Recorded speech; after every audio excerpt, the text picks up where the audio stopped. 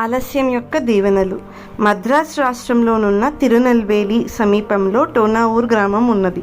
విదేశం నుండి వచ్చి స్థానికంగా ఉండి సేవ చేసిన మిషనరీ మదర్ కార్మైకిల్ గారిని అందరూ ఎరుగుదురు. ఆమె చిన్నతనంలో తన కన్నులు తన తల్లి కన్నుల వలె ఊదా రంగులో లేవనే చింతలో బాధపడిరి.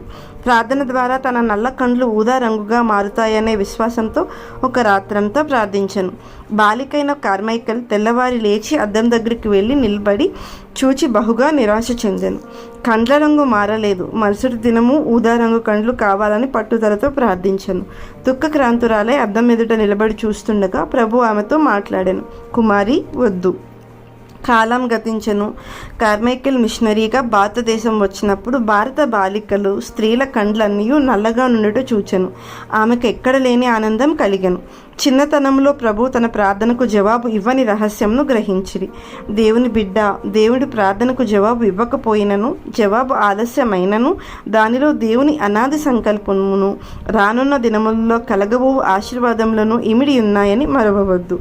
ఆయన ఎంతో జాలియు కనికరమును గలవాడని మీరు తెలుసుకొని ఉన్నారు. యాకోబు పత్రిక 5వ అధ్యాయం 11వ వచనం. Thank you.